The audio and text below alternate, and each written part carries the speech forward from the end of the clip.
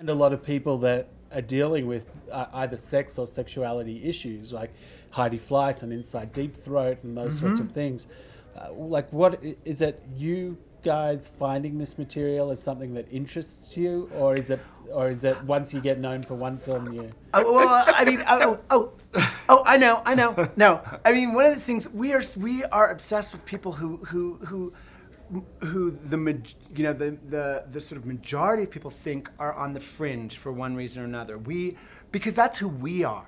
We connect with people that other people perceive as somehow outsiders. The reality is they aren't. We are all outsiders. We are all marginal. Marginal is mainstream. And so, I think that we speak that same language in some way. Maybe because we're gay, maybe because we're freaks, I don't know. But there's this weird thing where that actually is the norm. Like most people have a little freaky inside them. Well, I think it's like most people are different on the inside than they may appear on the outside. And what Chaz is doing through his transition is saying, no, this is really who I am, and I want to reveal that to the world and live an authentic life. Now, that to me isn't really just about changing your gender. That is actually about being a person alive today. All of us have this sort of challenge to be true, to find our authentic selves and then be true to that. Do you think that it will change him in terms of, like, obviously on the external side, he's become a different person. And really, I guess the aim is to have it reflect what's on the inside. So if the inside stays consistent, there's very little to worry about. But do you think that the change physically from the outside will also change him internally? I don't think it's that it will change him internally. It's more like the real him emerges. It's like the butterfly emerges from the cocoon.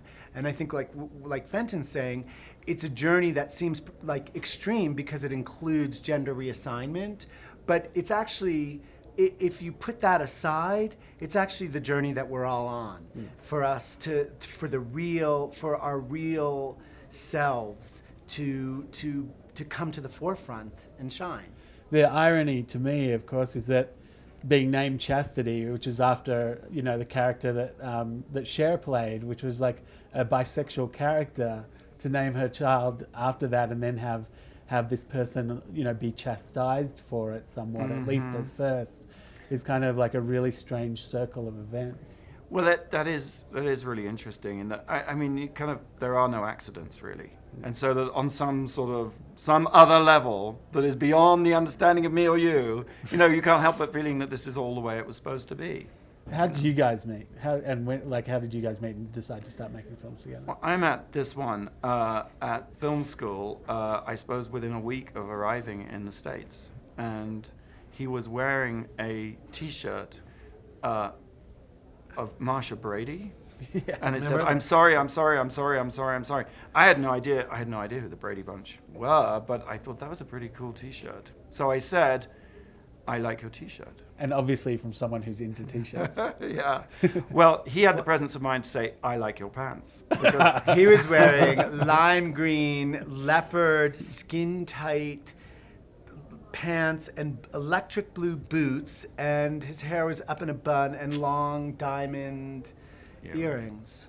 So conventional. Yeah. Yes, that was about 111 years ago. And look at us now, the work, isn't it amazing?